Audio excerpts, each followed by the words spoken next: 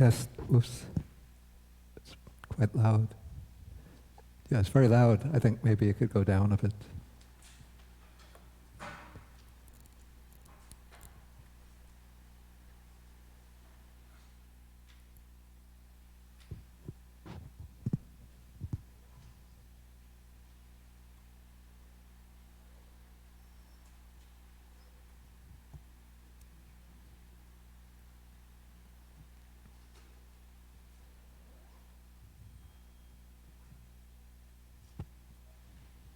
Okay, testing, 1, 2, 3. Yeah, it's okay now.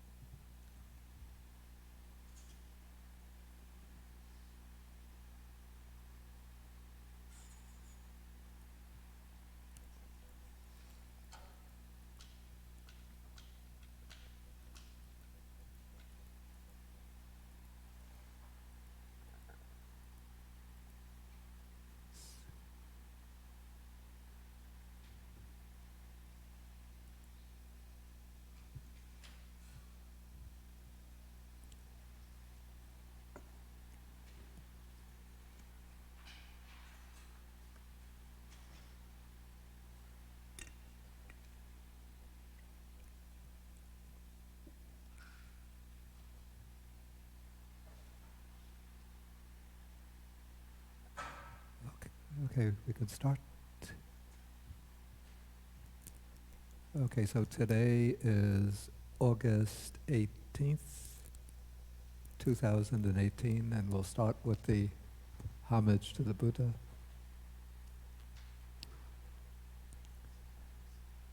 Namo tassa bhagavato arahato samma sambuddhassa. Namo tassa bhagavato arahato samma sambuddhassa. Namo tassa bhagavato arahato samma sambuddhassa. Okay, good morning everybody. Okay, so we have been studying the Anguttara Nikaya. We're in the Book of the Threes, the discourses that are framed around sets of 3 items. Okay, and this time we come now, as we work our way through, we come to Sutta number 22. This one is called Patience. And this uses the analogy of, or simile of patience to illustrate the Buddha's methodology in teaching.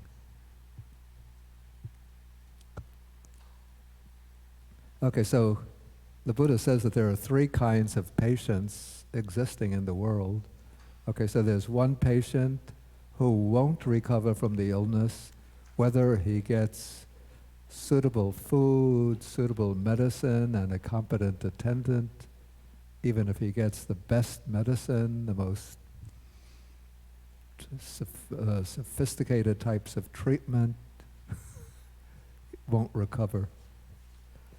Then there's another patient who's bound to recover from the illness, whether or not he gets suitable food, medicine, or an attendant, they'll recover. And then the third patient is the one who will recover from the illness only if he gets suitable food, suitable medicine, gets a competent attendant, somebody who knows the right techniques to apply to help the patient get well, who can give the patient encouraging talks to cheer him up, knows the right time to bring in visitors, the right time to tell the visitors not to disturb the patient, who can give the patient a massage if they need a massage, give them a foot massage if they need a foot massage, give them Jinshin Jitsu if they need Jinshin Jitsu, acupuncture if they need acupuncture, whatever. Okay, so then the Buddha says that the proper food, medicine, and the competent attendant are prescribed particularly for the patient who will recover from his illness only if he gets the right food, the right medicine, and a good attendant. But in the case of the other, okay, so it's because of this patient that the other patient should also be served. So if there's a patient, unless we have some kind of super knowledge, we don't know which patient is going to get well or not. So even though the patient will recover on their own, we're not going to leave them alone, but we still have to give them medicine, the right food, attend on them. And then even if the patient is not going to recover from the illness, still we have to do our best to help the patient. We don't know in advance that the patient's going to die. And even if the patient is going to die, we're not going to starve him, remove all medicine, just leave them alone. But you have to take care of that kind of patient.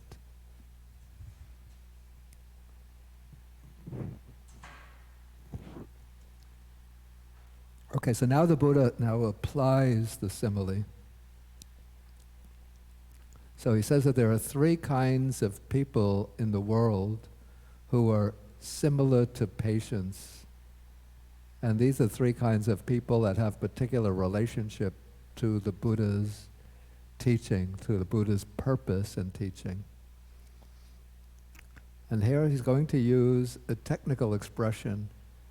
Okay, the first, some person will not enter upon the fixed course consisting in rightness and wholesome qualities, whether or not he gets to see the Tathagata and whether or not he gets to hear the Dhamma taught by the Tathagata. Okay, so we have here a technical expression, and I have a note on this.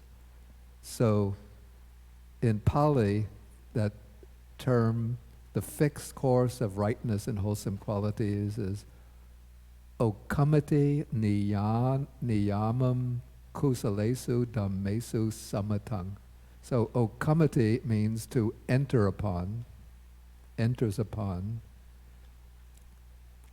Then the fixed course is called niyama, something which is sort of leading, moving directly towards its goal. And this fixed course is also called samatang. It's rightness.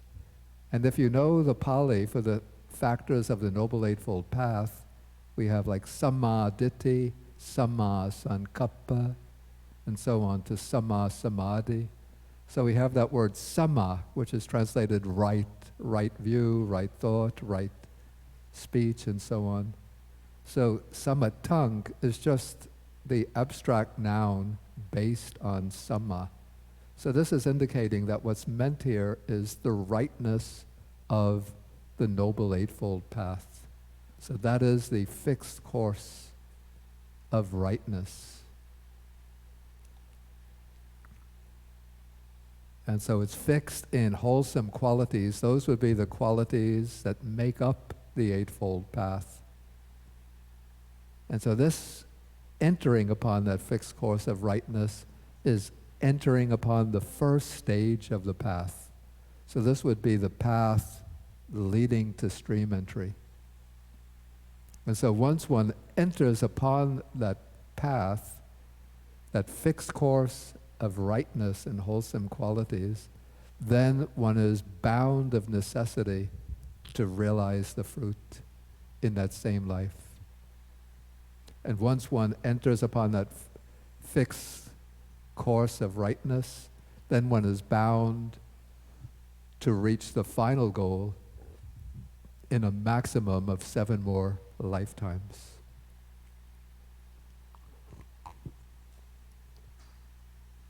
So we could say that the fixed course of rightness, that this is the irreversible, unstoppable, unimpeded path to the ultimate goal, to liberation. And so the purpose for the Buddha's teaching, for the Buddha to come into the world and to teach, it's not to teach the virtues and the wonders of generosity, though of course the Buddha praises generosity. It's not to teach simply the precepts that make up the ethical code, though of course those precepts are essential. It's not to teach the beauty of loving kindness and compassion, though those are essential virtues. But the purpose that the Buddha has in teaching disciples is to bring them onto that fixed course of rightness in wholesome qualities. Okay, so here we have some person who won't enter upon the fixed course of rightness and wholesome qualities, even if he gets to see the Buddha and to hear the Dhamma. You could say that their wholesome roots, their merits from past lives, their vasanas or accumulated qualities are just not ripe enough for them to enter upon the course to liberation. Okay, then we have another person, and this is the interesting one, who will enter upon the fixed course consisting in rightness and wholesome qualities, whether or not he gets to see the Tathagata go away. Whether or not he gets to see the Tathagata, and whether or not he gets to hear the Dhamma. It's a little puzzling. Who is this person? Well, who could this person be? And I think the commentary even was a little bit stumped by that. I looked it up yesterday. So the commentary says that this could be, there's a kind of person called Ugitanyu.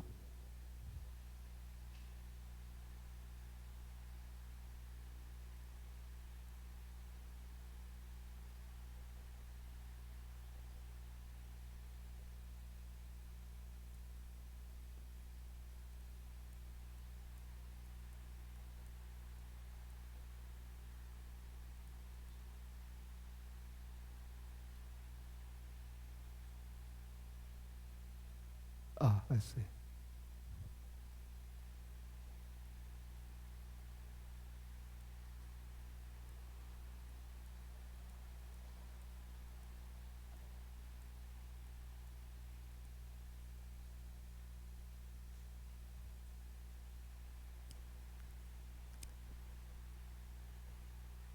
Can you see in the back?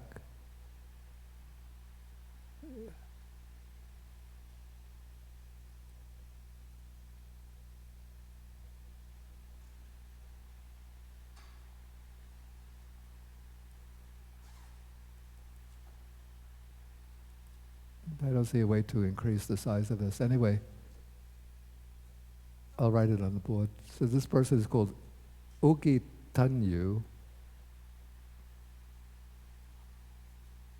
And then it says, like, this is a person who, having gained an instruction in the presence, no, it says that this is a person similar to the elder Nalaka in the Buddha's teaching in the Sasana. So that is included. This person is called Ugati Tanyu. I'll write that so you could see it.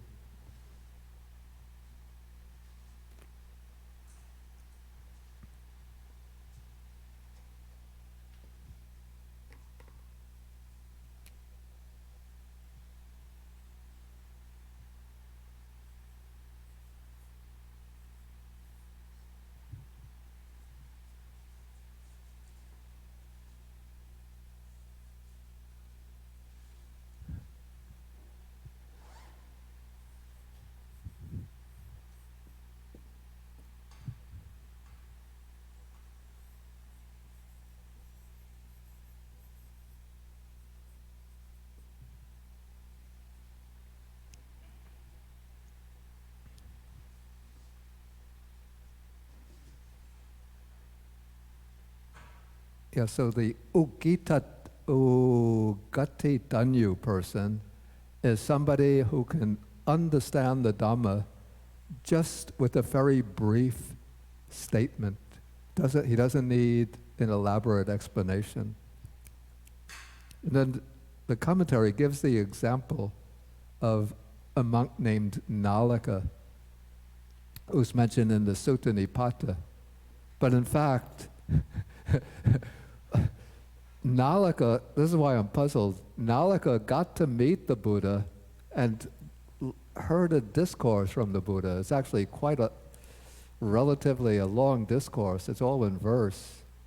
Whereas they say that the Ugati Danyu is the person who's supposed to be able to understand the Dharma just after hearing like a verse of 4 lines.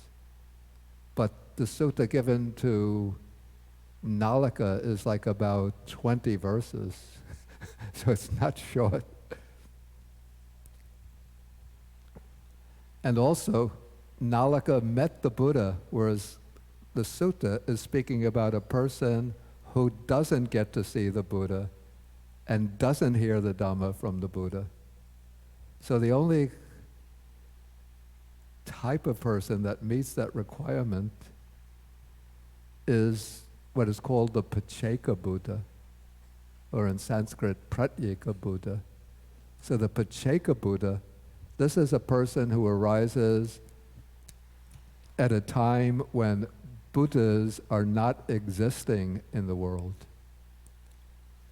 And so the Pacheco Buddha is somebody who can achieve enlightenment on his own without learning the Dhamma from the Buddha during a period when the Buddhas are not existing in the world. And then the Pacheco Buddha, they don't try to teach others or to convey the essence of the Dhamma to others. They achieve their own enlightenment. They'll give instructions on basic ethics, morality, even meditation instructions, but they don't try to awaken the enlightenment factors in others.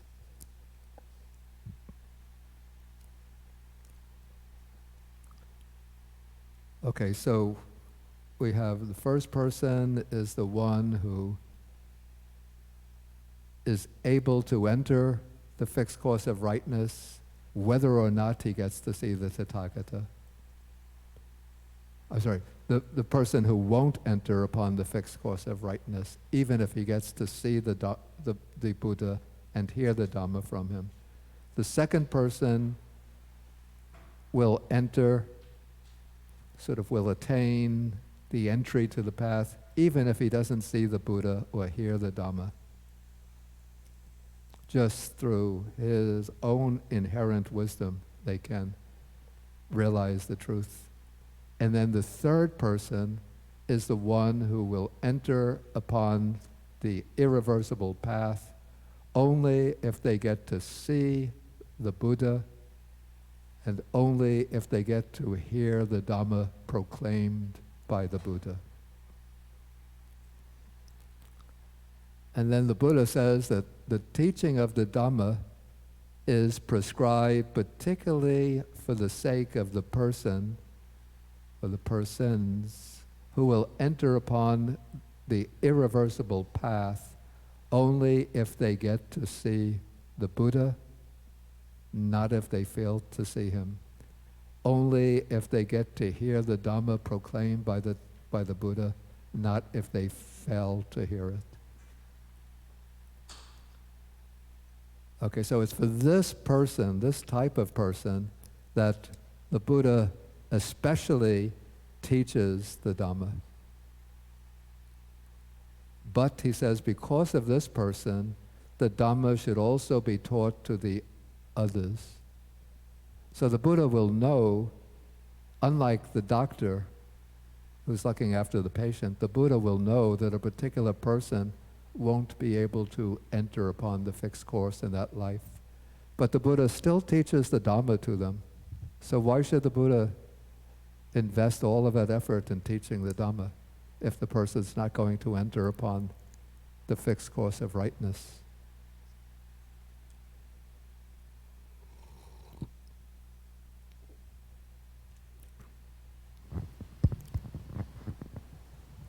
What would be the reason? I'll put you on the spot.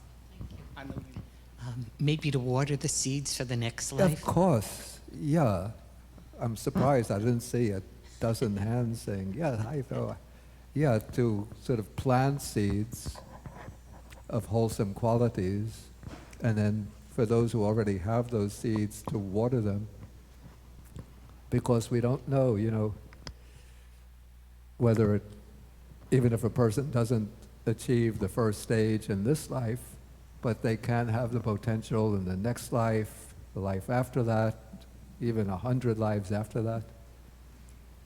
Like if we read the Majjhima Nikaya, there are 2 suttas, actually fairly substantial suttas, which the Buddha spoke to a debater by the name of Saccaka. It's Majjhima Nikaya number 35 and number 36.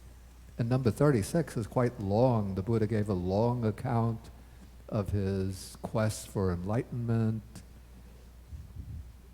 explained in detail his ascetic practices, how he discovered the path, how he realized and followed the path. And yet Saccaka doesn't attain anything. So why should the Buddha have spent so much time teaching Saccaka? So the answer would have been that in some future life, Saccaka would have achieved arhatship. In fact, the commentary, I don't know how the commentators know this, but they say that after centuries, there was a famous monk in Sri Lanka, I don't remember his name, who was an arahat and a famous preacher of the Dhamma. And the commentary says that was Saccaka during the lifetime of the Buddha.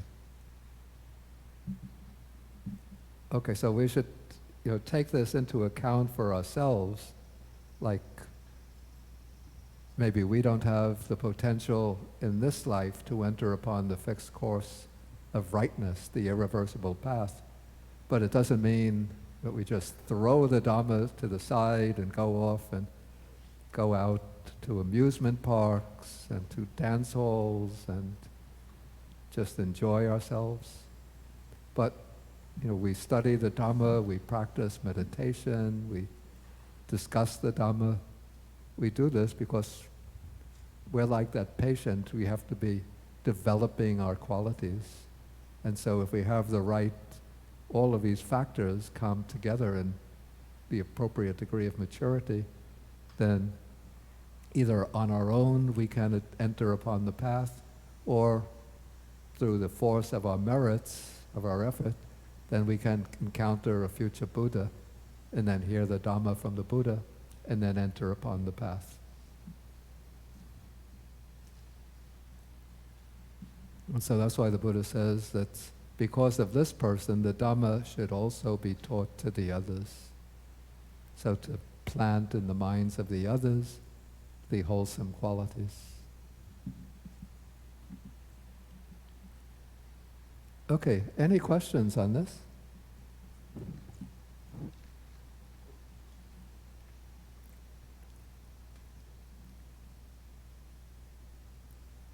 Okay, do you want to move on to the next sutta then? Okay, now we come to a completely different topic. And as I've said, this is the interesting thing about the Anguttara Nikaya. Like if you're reading the Samyutta Nikaya, if you're in the chapter on the 5 aggregates, when you finish one sutta, you know what the next sutta is going to be about. Maybe you don't know the details, but you know it's going to be about the 5 aggregates. But with the Anguttara Nikaya, it's sort of like, they call it a grab bag, where you put all sorts of little presents in, and each one shuts their eyes and puts their hand in, and you might pick out a pair of sunglasses, another person might pick out a tape recorder, another person might pick out a bottle of juice. Okay, so now we have a very different topic. Also about 3 kinds of persons in the world. But here, this is going to be about karma and the fruits of karma. So here we have a person who generates afflictive bodily activities. We could say a person who performs afflictive actions, afflictive bodily actions, afflictive verbal actions, and afflictive mental actions. And the word that's rendered here is afflictive, we could see in the note. It's the word sa-bya-bhajja.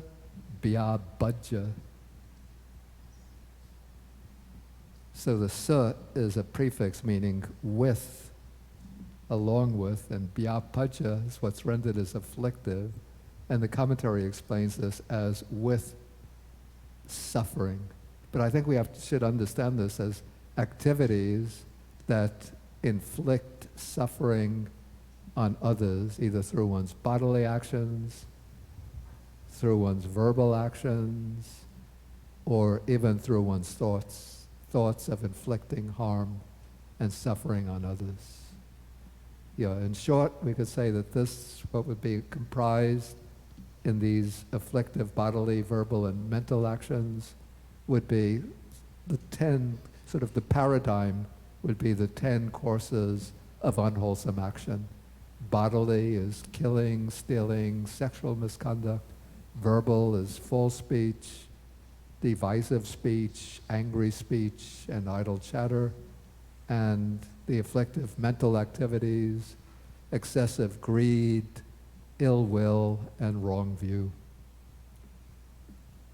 Okay, so when one engages in those activities, one creates unwholesome karma. And as that karma finds the opportunity to ripen in the course of movement from death to rebirth, one is reborn in an afflictive world. Then when one is reborn in an afflictive world, then afflictive contacts impinge on one, affect one. And then when one is touched by afflictive contacts, one experiences afflictive feelings, in this case exclusively painful because of the weight of the unwholesome karma. So the example given is the feelings experienced by the beings in hell. And I find this sequence to be quite interesting because we have, afflictive bodily activities. Then we could see in the note that the word for activity is sankhara.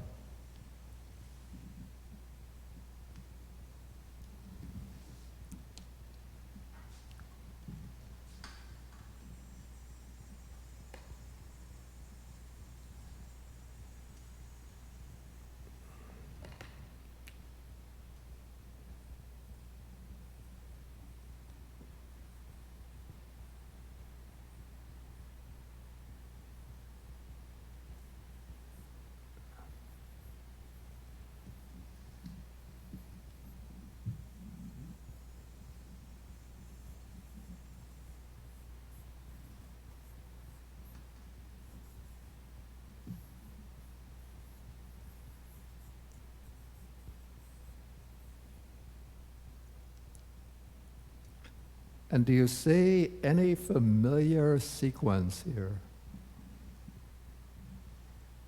Sort of the traces, elements of a familiar sequence.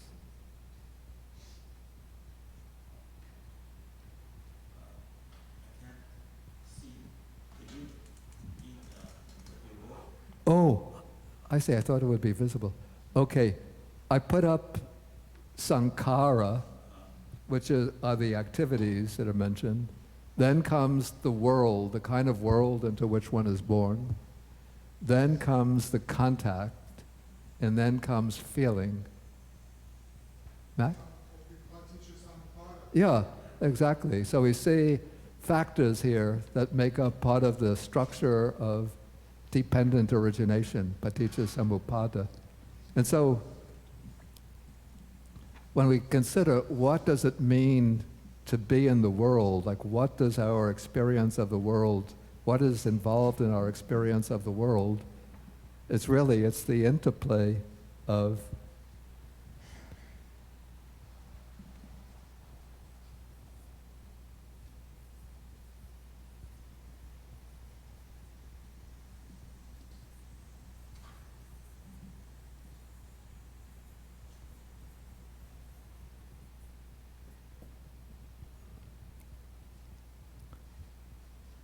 consciousness and name and form. So we're conscious of a particular world. We take the human world, we say like, this is the real world. This earth, the moon, the sun. If we use the Hubble telescope, we see galaxies upon galaxies, millions of light years away, and we say, this is the real world. And then these religious texts that speak about heavenly worlds, celestial realms, and hell realms, that's all just imagination, fantasy, the religious projections. But the reason why we experience this world is because our particular karmic activities have brought us into this realm where we have this consciousness interwoven with this particular name and form, and so this kind of world appears to us. But I imagine up in the heavenly realms, when one of the devas comes to the other devas and says, I have an idea that there's something like human beings living in a world in which they have like cities and towns with skyscrapers, and they fly in these machines, and they have floods and heat waves, and they have to go out and work for a living. And then the other devas look at him and say, what have you been smoking and what have you been drinking? This is just your imagination. You're just engaging in these kind of religious fantasies.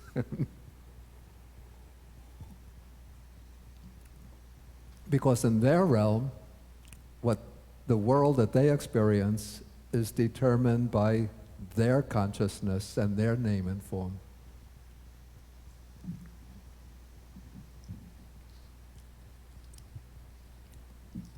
Okay, and so then we have consciousness, name, and form. Then out of the name and form, there emerges the 6 sense bases, and that forms the basis for the contact. And then the contact determines the nature of the feelings. Okay, so the case of those who create the unwholesome karma, so for them, when they're reborn in this afflictive world, that is the real world for them. The world in which they experience extremely painful feelings. So the example given is the hell beings.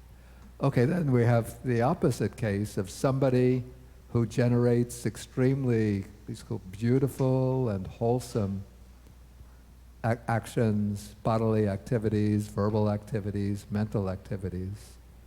So as a result, when those karmic activities have the chance to generate rebirth, they bring rebirth in a non-afflictive world. That's a pleasant, blissful world. And so when they are reborn in that blissful world, then blissful contacts touch them. And then as a result, they feel blissful feelings, exclusively pleasant, as in the case of the devas of refulgent glory. The devas of refulgent glory, these are the devas in the world that corresponds to the 3rd jhana. So the 3rd jhana, it's the most refined meditative state in which pleasant feeling continues. So that is the acme of pleasant feeling. Life amongst the devas of refulgent glory. Okay, then we have the third person who generates mixed activities, a mixture of the afflictive and unafflictive, bodily activities, verbal activities, mental activities. So in a consequence, they're reborn in a world that is both afflictive and unafflictive. So they meet both a mixture of suffering, they meet a mixture of suffering and happiness, pleasure and pain. So they feel both afflictive and unafflictive feelings, mingle pleasure and pain, as in the case of human beings, some devas, and some beings in the lower worlds. Who are the beings in the lower worlds that have a mixture of pleasure and pain?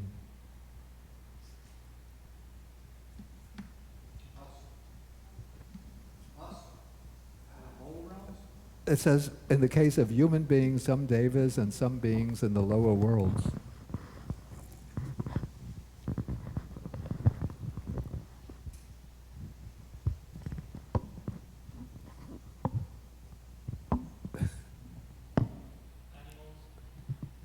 Yeah, what kind of animals? Yeah, exactly. Pets. You have a cat? They are suffering because we moved to a new environment. It'll- 5 days later, they will enjoy the new environment. Yeah, of course. Yeah, I mean, that's a very, very common example. In fact, pets here in the United States can enjoy much, much better conditions than many human beings, even in the United States.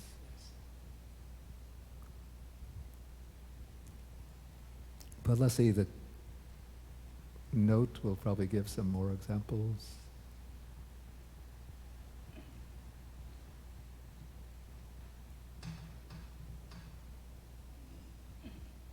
Oh, well, this I wouldn't know from direct experience, but it says that those in the lower world referred to here are the pretas, there are pretas that live in palaces. And as at times they experience good fortune, at times they experience their painful karma, the results of their karma, and so then they undergo mixed pleasure and pain. It seems the commentator, to find an example, they had to resort to some kind of, we call supernatural being. They couldn't simply think of the dogs probably living at the monastery who would get quite good food when the monks finished their meals. Every day there would be an ample supply of delicious food. Okay, so these are the three kinds of persons found existing in the world. And so the sort of the moral of this sutta is that we are each sort of experience the kind of world here and now that corresponds to our accumulated karma from past lives. Yeah, I just wanted to add that there's another sutta. It actually comes in the Book of Fours of the Anguttara Nikaya, which speaks about a fourth kind of karma. It's a little different. Yeah, that's a little different, so I'll put that off till we get to it. Okay, Matt, if you take the wireless mic, then the sound will be amplified. Thank you. Bhante, if a pet hears the Dharma expounded, will then increase its chances for future birth in a higher realm? Okay, that's a good question. If a pet hears the Dhamma, will that sort of plant good seeds?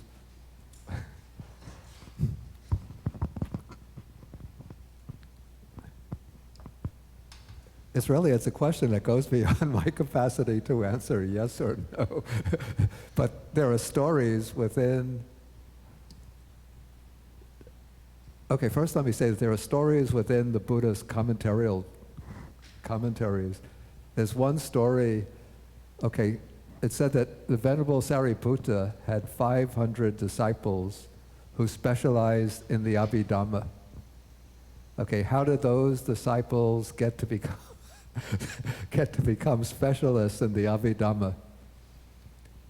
It said that in the time of some previous Buddha, a monk was living in a cave with 500 bats, and that monk was reciting the Abhidhamma, and the 500 bats heard the Abhidhamma, and that planted in their minds the seeds of the Abhidhamma. And so, as time went on, they got to be reborn as human beings, became monks, and then became disciples of Sariputta and specialists in the Abhidhamma. Okay, but the commentaries like these kind of stories. Whether they're true or not, I don't know. But I would think, okay, this is my personal opinion, that if a pet is living in a home in which there's, say, Buddha image, and people show respect to the Buddha image, and the pet is exposed to the Buddha image, and the pet sees the people doing devotion to the Buddha image, even reciting verses of devotion, behaving well and taking loving care of the pet, sort of the loving care of the pet and the images of the Buddha and of the devotional practices will establish some kind of connection in the mind of that pet that will tend to, in some way, maybe plant seeds of wholesome karma that will connect that pet to the Dharma.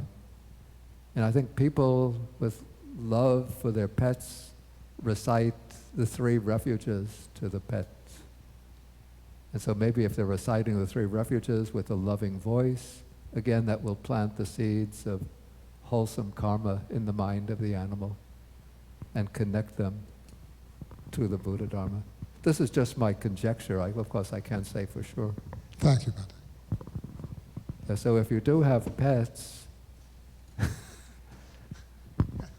you can or should, with a loving mind, recite the 3 refuges to them.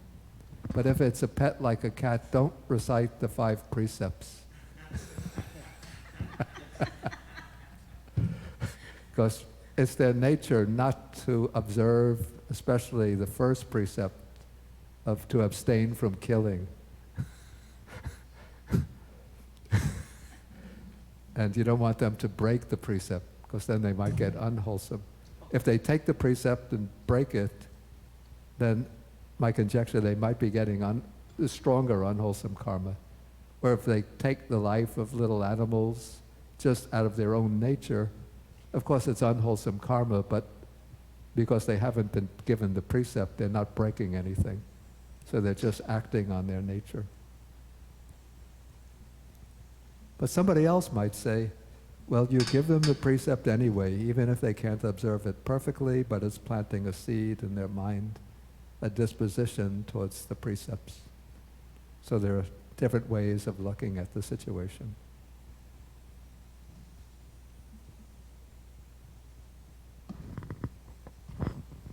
Ante, is there any situation the Buddhas say this person is not worth teaching, period? It's not worth teaching compared with other disciples. This person has no hope at all?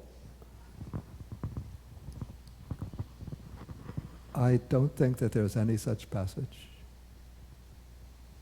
Even Devadatta, who was always depicted as the villain in the Buddha's texts, it said that even Devadatta, even though he rebelled against the Buddha, tried to assassinate the Buddha, tried to create a schism in the monastic order,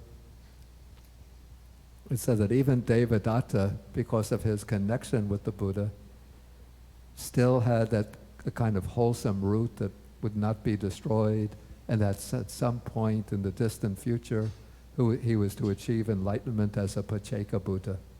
that's in the Pali text, or in the Pali commentary, I should say. It said that when he passed away,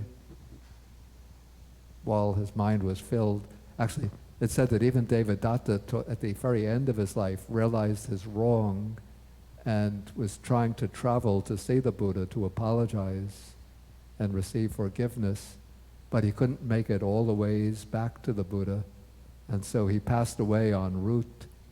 But as he was passing away, it said that he sort of exclaimed homage to the Buddha and passed away reciting that, and that created the wholesome route to which he would attain enlightenment as a Pacheco Buddha in the future. Okay, any other questions? Okay, then we can move on to the next. Okay, this will be quite an important sutta. So this, again, completely different topic. Here are 3 persons who were helpful to another person. So we have 3 persons. So one is the person through whom one has gone for refuge to the Buddha, the Dhamma, and the Sangha. So that is the first. And then the second is the person through whom one comes to understand, as it really is, the 4 Noble Truths. And when it uses this expression, yata bhutang pajanati, to understand as it really is, then it doesn't mean just understanding intellectually, but this means the understanding that comes when one makes the breakthrough to realization of the 4 Noble Truths. In other words, the attainment of stream entry. So this is the arising of the world-transcending right view.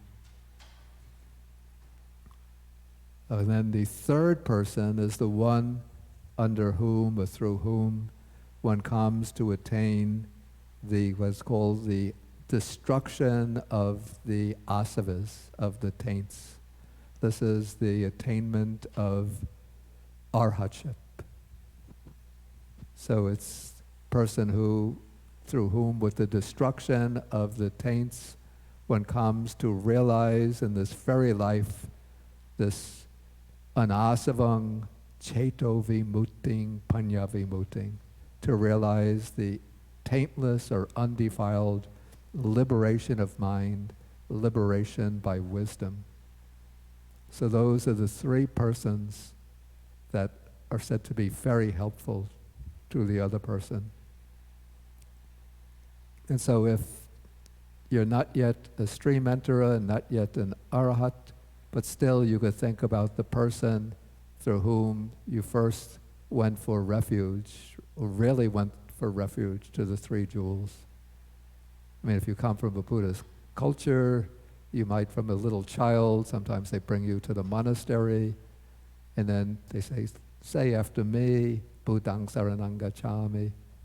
But that's not, I'd say, not the really going for refuge, but it's when you understand the significance of the 3 refuges, and then you go for refuge from deep within your heart. That's the true going for refuge. And so you think of the person through whom one first went, or with whom one first went for refuge. And then you think of that person as having been bahukara, as being very helpful to you. And then the Buddha says, I say that there is no one more helpful to another person than those 3 people. So even more helpful than parents, even more helpful than secular teachers, even more helpful than those who maybe give you loans or grants of money at times when you're down and out. So those are the 3 people who are truly helpful in the highest sense. And so then the Buddha says that it's not easy to repay these 3 persons by paying homage to them, by rising up for them out of respect, by reverential salutation, by proper conduct and by presenting them with robes, alms, food, lodging, and medicines.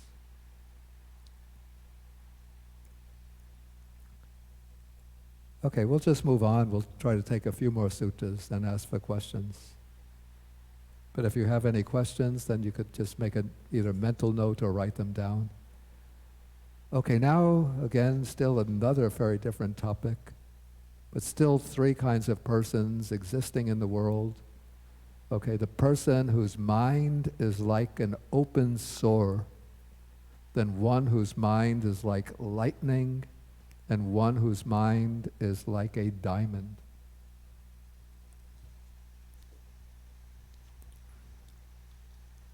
Okay, first, the one whose mind is like an open sore.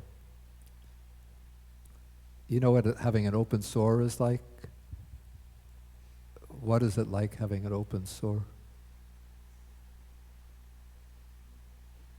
Yeah, if you just touch it, you rub it against something, it's it's painful.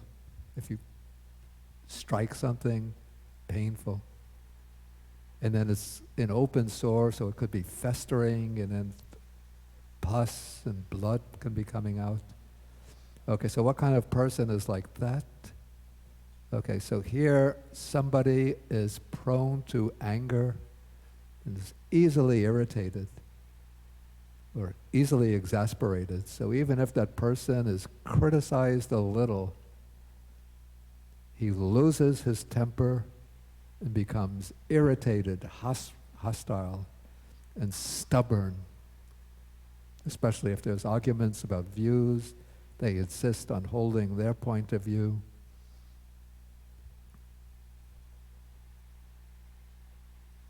Okay, so then it's compared to a festering sore, if hit by a stick or shod, will discharge even more festering matter. And so that person with the mind like an open sore is like this. So you just poke into that person's mind a little bit by criticizing them slightly, contradicting them, and then they get angry, lose their temper, start sending out tweets in the middle of the night.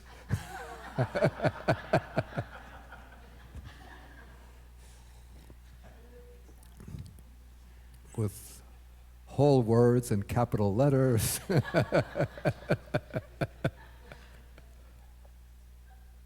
Okay, so that's a person with a mind like an open sore.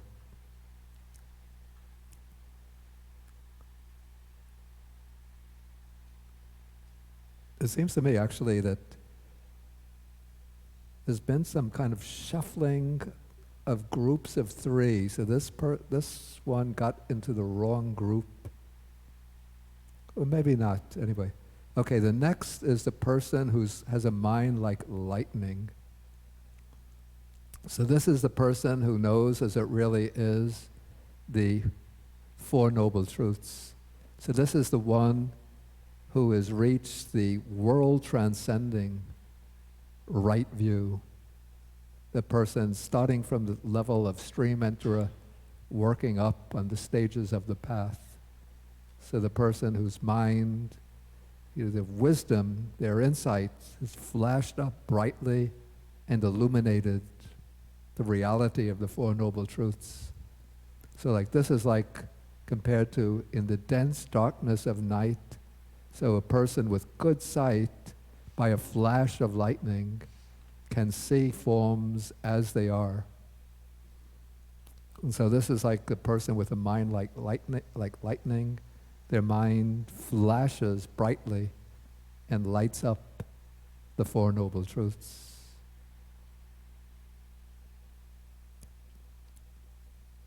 And then the third person, the person who has a mind like a diamond.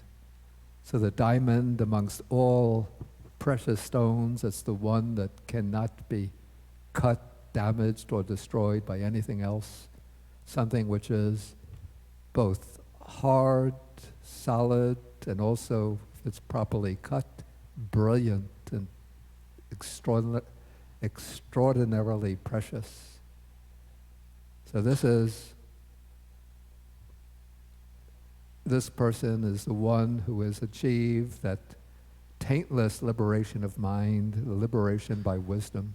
So that mind which has been liberated from all of the taints or defilements. Again, it's like the diamond. It's indestructible by anything else. It can never be attacked. It can never be damaged by any of the defilements, by any provocation, by the enticement of any kind of sensual enjoyment.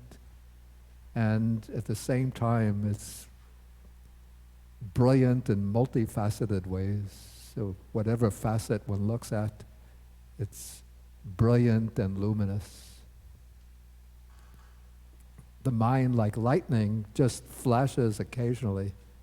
So when that person arouses insight, then the mind will flash with the brilliant light of wisdom and light up the Four Noble Truths. But other times, that person could be quite like an ordinary person. But when the mind is liberated from all the defilements, then the mind is always in all activities brilliant, indestructible, invulnerable.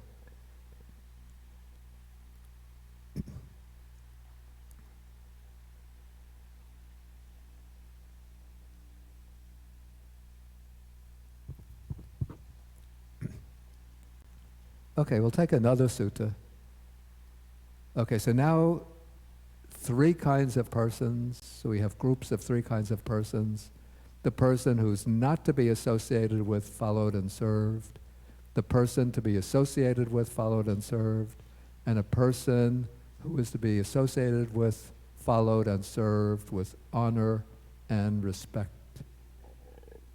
And we have to interpret this sutta carefully, not take it too literally. Okay, so the person who's not to be associated with, followed, and served. Okay, some person is inferior to oneself in sila, samadhi, and panya, in good behavior, concentration, and wisdom. So such a person is not to be associated with, followed, and served, except out of sympathy and compassion. Okay, well, I say that this has to be interpreted carefully, so it doesn't mean that you start looking around at your friends and thinking, well, from this friend said in his meditation, he's having a lot of trouble with maybe with anger or with sleepiness or restlessness. And I don't have those problems, so they're inferior to me in concentration, so I'm going to drop them, not associate with them anymore, except out of sympathy and compassion. But the words here, associated with, followed, and served, in Pali, let's see what they are. They have somewhat different connotations than the English translations.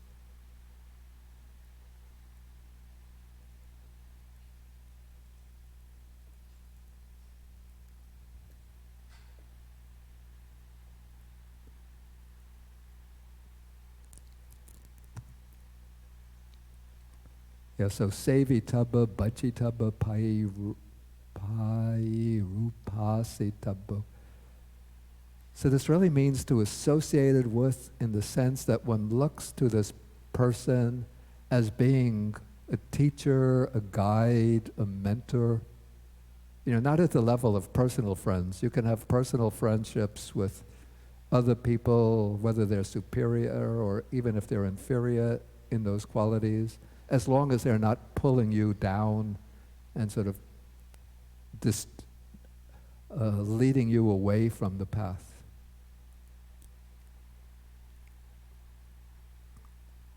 Okay, then the person who should be associated with, followed, and served.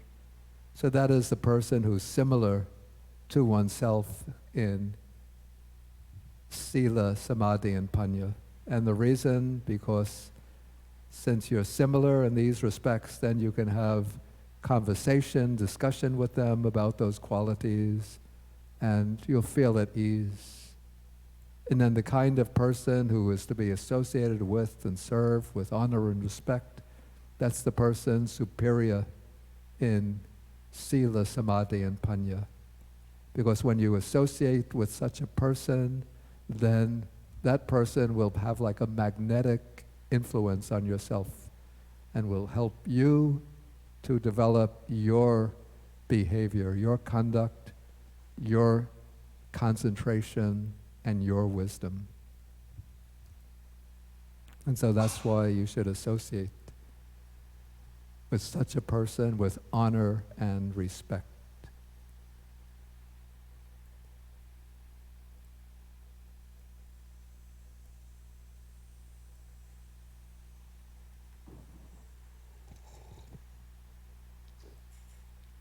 Okay, another 3 types of persons.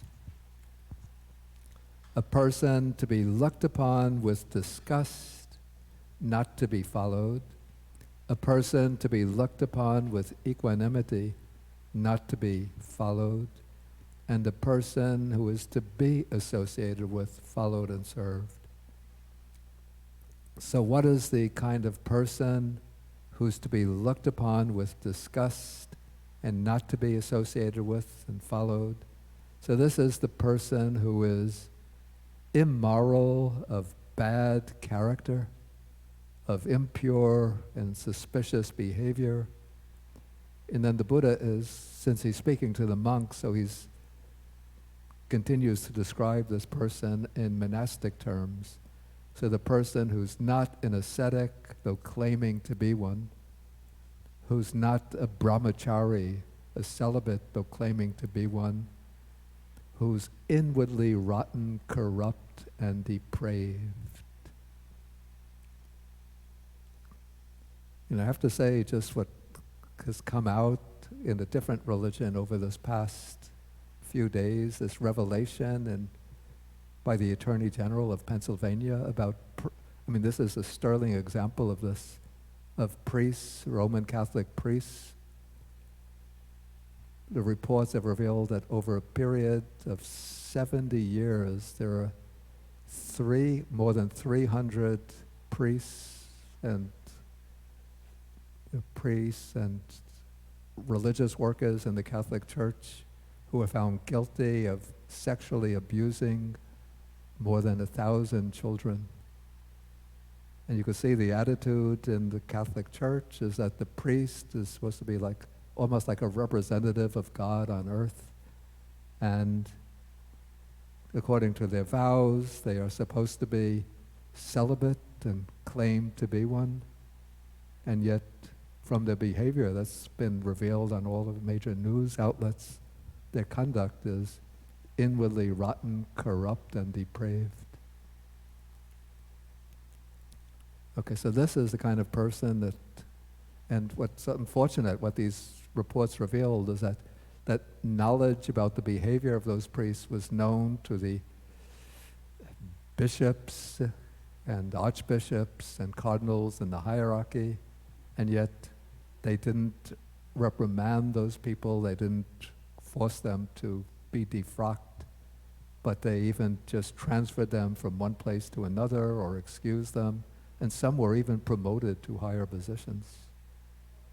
Okay, but this is a person to be looked upon with disgust and not to be associated with, because even though one doesn't follow the example of a person like that, but if one is seen hanging around with that person, then you get the bad reputation yourself. And then the Buddha, how he gets these similes, it's quite remarkable. Just as a snake that has passed through feces, even though the snake doesn't bite one, if one gets too close to it, the snake and handles it, the snake might smear one with the feces. And so then you get the bad smell of the feces, even though you don't get bitten, but you pick up the bad smell of the feces. so too, even though one doesn't follow the example of such a person, you'll still get this bad report. And people will then suspect you of that kind of behavior. But I would think I would have to add almost like a footnote to this. If one sees that there's a possibility of redeeming this person, and you think you have the capacity to do so, you should associate with that person out of compassion and try to teach them and transform them and to uplift them. Okay, then there's the kind of person to be looked upon with equanimity.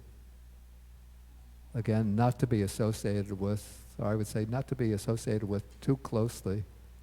And this is, again, is that same kind of person who's prone to anger, easily exasperated. Again, that's like the Buddha illustrates this with the festering sore, which discharges even more corrupt matter when it's struck, or a firebrand. If it's hit by a stick, it sizzles and crackles. Or a pit of feces, if struck by a stick or a shod, becomes even more foul-smelling. So this person who's prone to anger, if they're criticized even a little bit, then they become angry and vindictive. So one should look upon that person with equanimity, not with disgust, but equanimity. Though again, I would say one should try to, if one has the suitable connection with that person and is maybe able to influence that person's conduct, then one should try to help that person to overcome their anger. And so it's sort of like the last resort, when one's attempts to help that person prove futile, then you have to look upon that person with equanimity. And if that person responds to you with anger, again, just treat that person with equanimity. And I remember a little story that came from, I think it was a collection of sayings of Ajahn Chah. He was talking to his Western monk disciples. He said that, it can be that there's a particular person that irritates you and makes you get angry easily. So he illustrates the proper way to respond to that person. He gives an example. He says, like, suppose you're walking down the street and then somebody is on the other side of the street and they shout out at you, "Hey, you ugly idiot, you fool, you monster." Okay, you get angry at that person. Why are they yelling at me like that? What right do they have to speak to me like that? Okay, so you get angry at that person, you're boiling over with anger, but you continue walking a little way, and then you meet somebody else who's coming from the other direction, and then that person said, "When you passed that corner, did you see a guy on the other side of the street yelling abusive speech at you?" You say, "Yes." And that person says, "Don't pay any attention to that person. He's standing there all the time, and he's just out of his mind, and he yells like that to everybody who passes by." And so when you hear that, then you realize, that person is just berserk, and he's saying that to everybody. He's not really, it's nothing particular about myself that's the cause for that. So what happens when you hear that from that other person? What happens to your anger?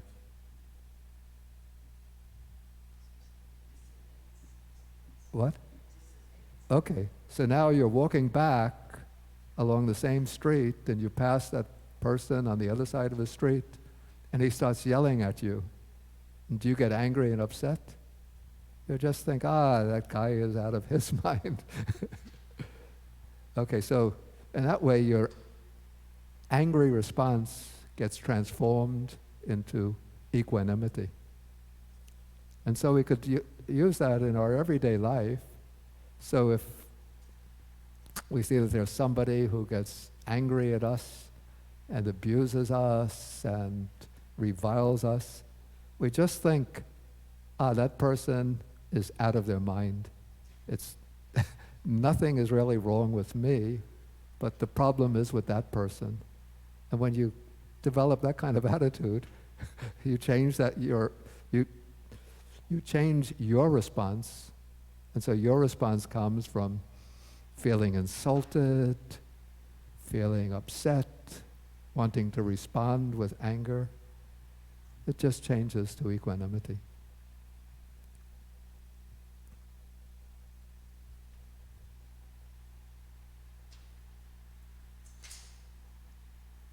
Okay, and then the person that's to be associated with, that's the person who is silava, who is one who is virtuous and is kalyana dhamma, does have a good character. And so you should associate with that person. So even though one doesn't follow the example of that person, well, this is a little bit self-serving. Even though one doesn't follow the example of such a person, you still get a good reputation because of your friends.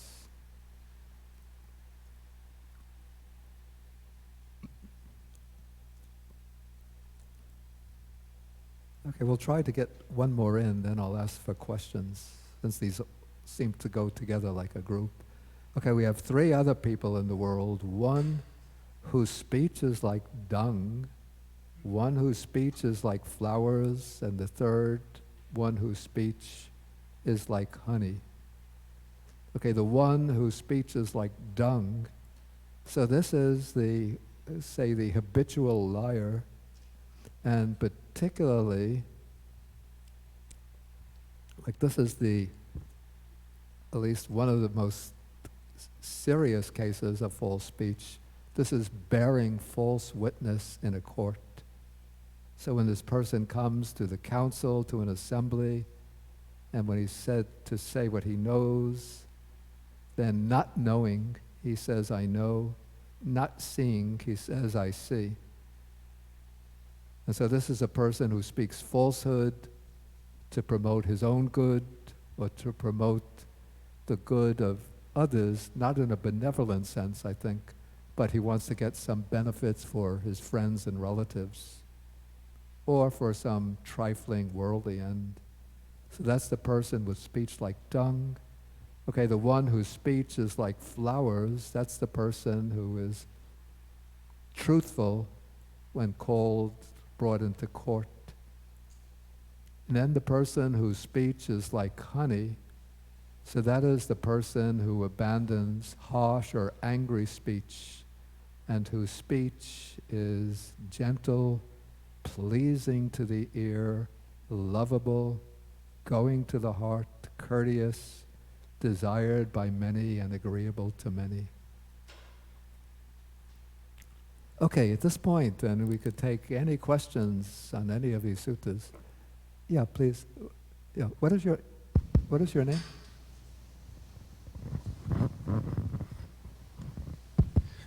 Hello, I'm Gregory, and Gregory. my question is on the Pali nuance of the words for past lives and rebirth. Yeah. And if they're meant like figuratively, or if they're meant something that extends beyond, like a physician would pronounce you dead at a hospital, something beyond that. And if they're not in terms of your genes or your gene expression, if they're not a continuation in that way, are they meant like a meme, like an information unit that would something, your inclination or your traits that would extend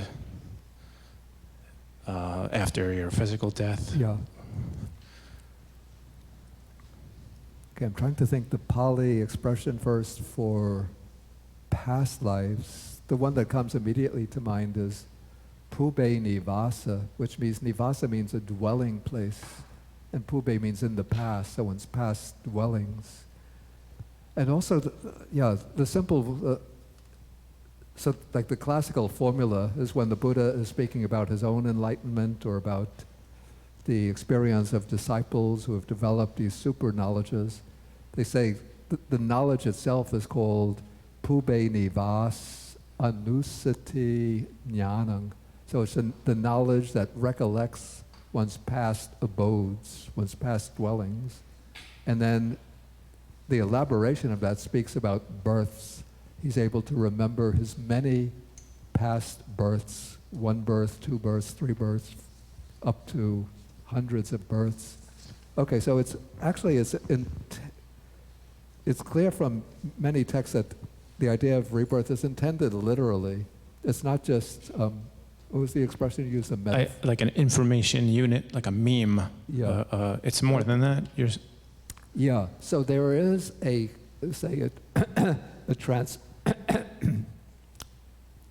transmission of the stream of consciousness from life to life. There is, because of the Buddha's teaching of non-self, there's no substantial self, an entity that goes from life to life, retaining its self-identity. But in the course of a given life, there's a constant, our identity is maintained by a constant flow or process of consciousness.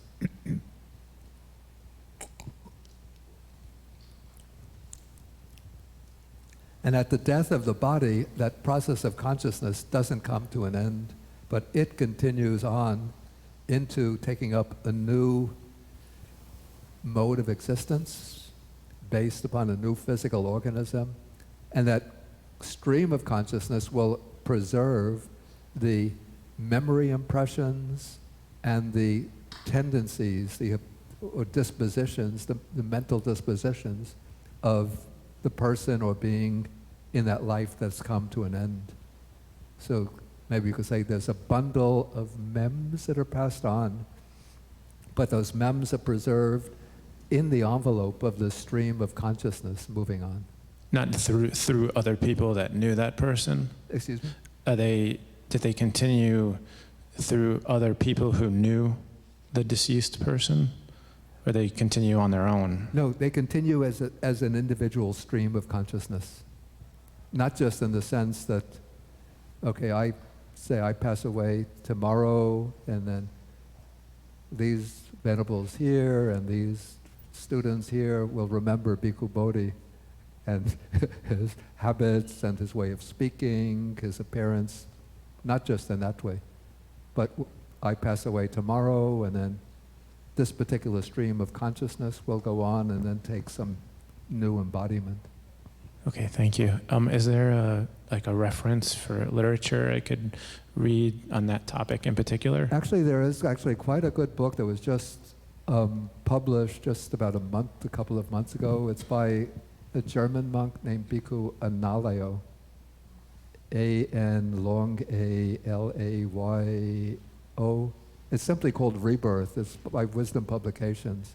And he includes within that book not only the Buddha's teaching on rebirth, but he sums up the research. There's been quite extensive research done by, there had been a professor at the University of Virginia, Ian Stevenson, who collected many case studies of children who claim to remember their past lives. And these are published in several very dense volumes by Stevenson, but Analayo sums them up in just like one chapter. Okay, thank you. I'll look that up. Yeah. Okay, any other questions directly on the suttas? Okay, I see Matt has his hand in the back.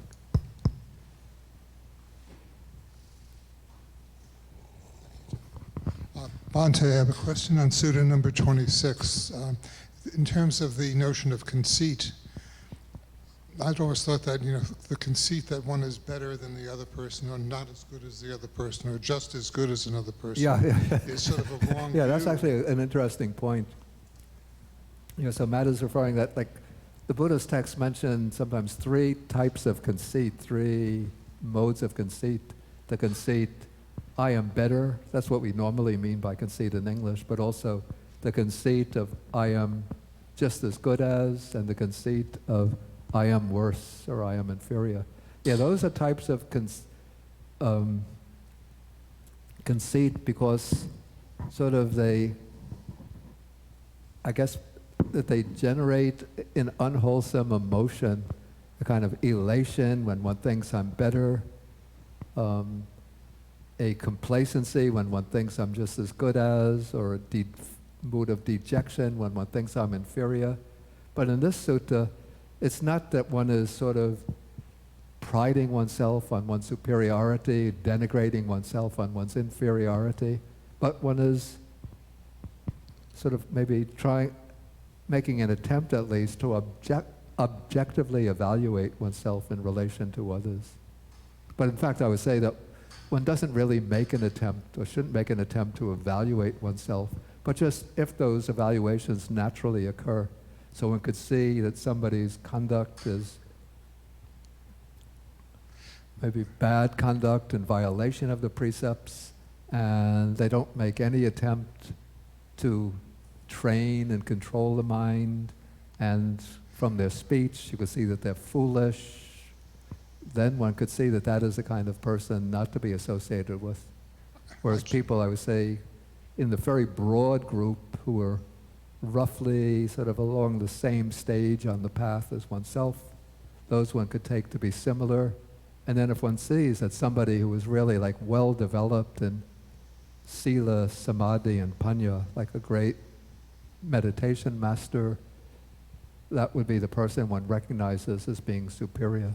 I just see followers who will follow, I just see people who are followers who will follow their guru in spite of maybe that person's moral failings and extreme positions. And also, I mean, the point that you brought up with that comment, to clarify that one, we'd have to look at a number of other Buddhist texts where the Buddha says, don't just follow somebody blindly because of their reputation, but investigate that person's behavior of body and speech, and on that basis try to see what their quality of mind is.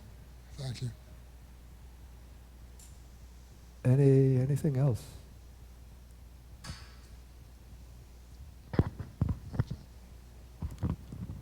Pandey, if one thing, this 5 aggregate is just like loads of form is inferior to that 5 aggregate. Is it conceit? Way, yeah. Excuse me? Is it still a conceit? If one, as I said, if one does it on the basis of what you might take to be an objective evaluation, then I'd say that's not a conceit. The conceit comes in, as I said, by the mood that accompanies the evaluation. Sort of priding oneself on one's sense of superiority, sort of inflating oneself, or deflating oneself if one thinks one is inferior, or complacency if one thinks one is the same. Okay, anything else? Any other? Okay, just to wrap up, again with a reminder that is it 2 weeks from now? This is, wow, time goes by. Yeah, we have the Abhidhamma retreat this year. That will be over the Labor Day weekend from Friday evening through Labor Day. And this year it will actually be, I call it a combined Abhidhamma and Suttanta retreat, since we take the topics from both perspectives of the 12 sense bases, the 18 elements, the 22 faculties, and the 4 noble truths. So we look at the Abhidhamma text, or the Abhidhamma perspective from the Visuddhimagga, and then also on each of these topics I'll bring in a number of the sutta passages which illuminate that topic from the standpoint of the suttas. So it should be a very, hopefully, enriching program. That's the question I had in mind, whether it's going to be broadcast for those who can't attend in person. Somebody sent me an inquiry like that, so I have to ask. I'll ask Jason at lunchtime. Okay, so Okay, we could come back, let's say 12:15. So if you have any questions, please, you could make a note of them, and then we can discuss the questions after lunch. Oh, somebody is hitting that gong really hard today.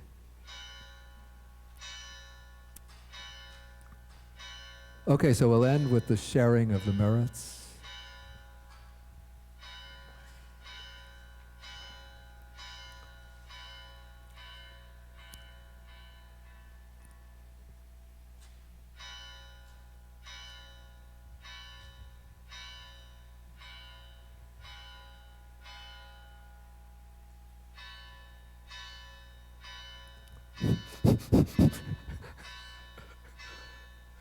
I'm getting a mind like a sore, like an open sore. Stop it already. Okay. Okay, so we share the merits with the devas, the nagas, the Buddhas, asking them to protect the Dhamma, to protect the teaching, to protect ourselves and others. Akasata chabumata deva naga mehetika punyantang anumoditva chirang rakantu sasanang. Akasata chabumata deva naga mehetika punyantang anumoditva chirang rakantu desanang. Akasata chabu Deva naga mahedika punyantang anumoditva chirang rakantu mang parang etavatacham hehi sampadang punya sampadang sabbe deva anumodantu sabba sampati siddhya etavatacham hehi sampadang punya sampadang sabbe bhuta anumodantu Sabba sampati siddhya etavatacham hehi sampadang punya sampadang sabbe sata anumodantu sabba sampati siddhya bhavagupadaya vichihetato etantare satakayupapanna rupya rupicha sanya sanino dukkha pamuchantu Pusantu Nibbutting.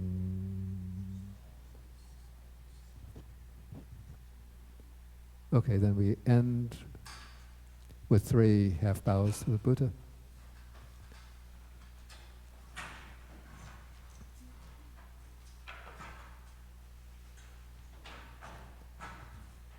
Okay, 1, 2, 3.